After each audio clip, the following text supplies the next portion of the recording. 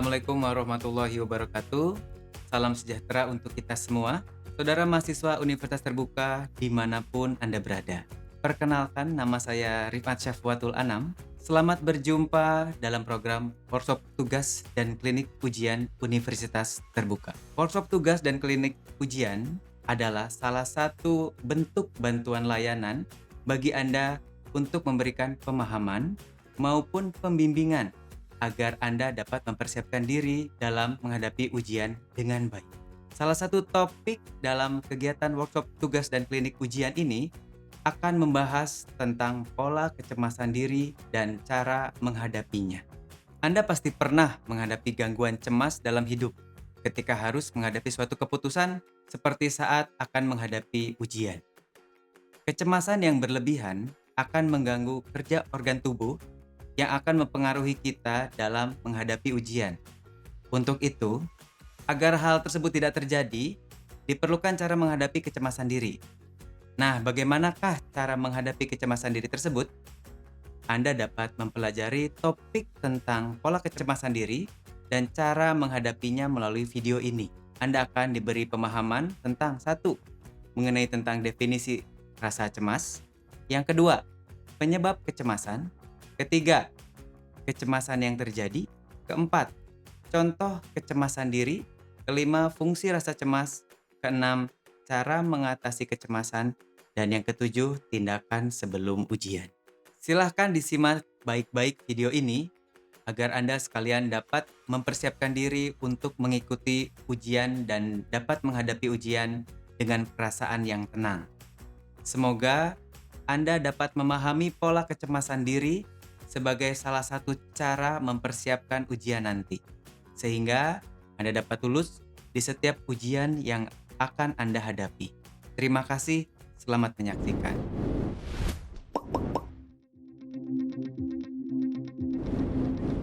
Pernahkah rekan-rekan mahasiswa merasa cemas sampai tidak dapat berkonsentrasi dengan baik?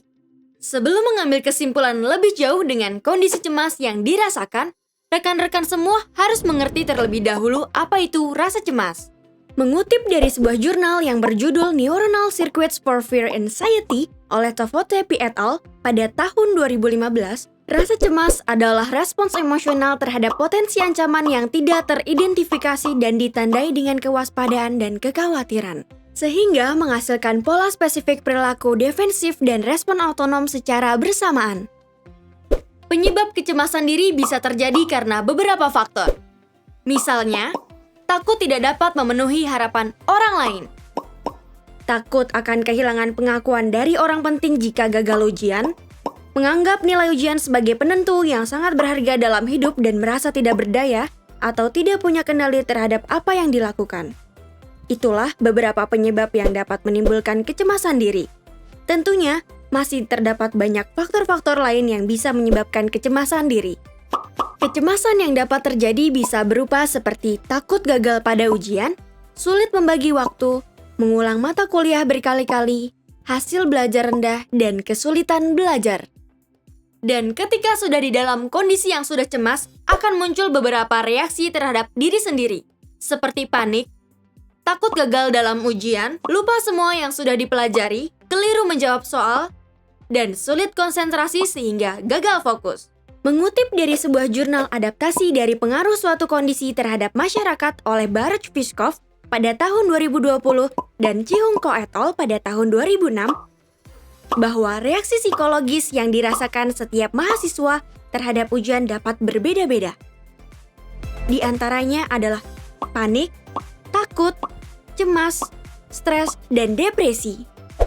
Namun, rekan-rekan juga harus tahu bahwa rasa cemas tidak selalu membawa hal yang negatif kepada diri sendiri. Tetapi, rasa cemas juga memiliki peran yang sangat penting.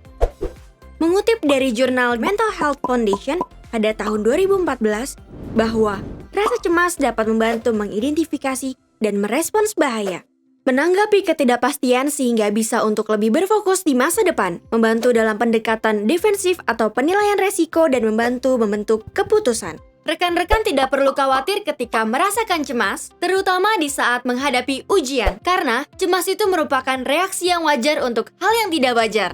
Jika merasakan kecemasan, Rekan-rekan bisa mengatasinya dengan melakukan beberapa tips berikut.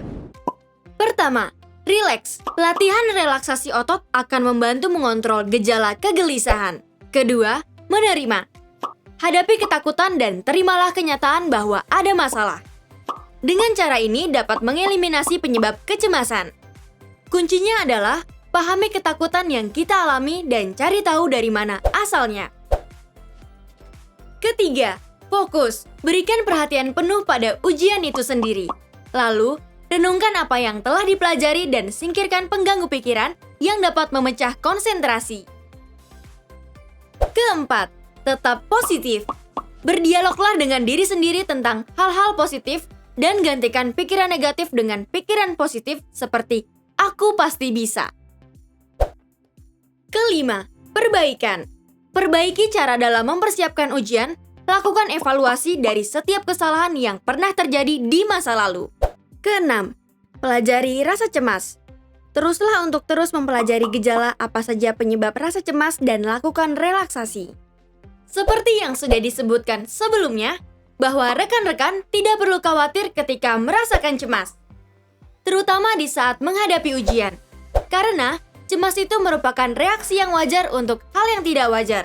Maka dari itu, rekan-rekan mahasiswa bisa menerapkan beberapa tips tersebut pada sebelum dan selama pelaksanaan ujian. Pada saat sebelum ujian, rekan-rekan bisa melakukan tips sebagai berikut. Pertama, tetap bersikap positif dan hindari pikiran negatif di dalam mindset kamu. Kedua, membuat jadwal belajar. Buatlah jadwal belajar yang rapi dengan menggunakan bantuan pengingat dari handphone atau alarm. Ketiga, mengetahui format ujian yang akan diujikan. Keempat, membuat rencana belajar. Penyusunan rencana belajar merupakan sebuah hal yang sangat penting karena dengan menyusun rencana belajar, rekan-rekan bisa membuat proses belajar jauh lebih efektif dan efisien. Kelima, memprediksi pertanyaan ujian. Buatlah sebuah asumsi dan perkiraan dengan mengukur dari apa saja yang sudah dipelajari. Keenam, berlatih mengingat informasi. Cobalah untuk terus belajar melatih mengingat untuk memudahkan memproses memasukkan materi baru. Dan selanjutnya pada saat ujian berlangsung. Pertama, survei seluruh tes dan mulailah dengan pertanyaan mudah. Dengan memulai dari soal yang mudah terlebih dahulu, rekan-rekan bisa menyimpan tenaga dan pikiran untuk soal yang lebih sulit nantinya. Kedua, bacalah petunjuk dengan cermat. Ikuti petunjuk pengerjaan ujian yang ada untuk menghindari hal-hal yang tidak diinginkan. Ketiga, membuat review sebelum mengerjakan soal esai. Keempat, memeriksa seluruh jawaban sebelum menyerahkan unggahan atau jawaban. Periksalah kembali semua jawaban yang sudah dipilih dan pastikan tidak ada yang salah dikarenakan faktor teledor atau kurang teliti. Demikianlah materi mengenai pola kecemasan diri. Semoga Anda mendapatkan manfaat dari materi tersebut.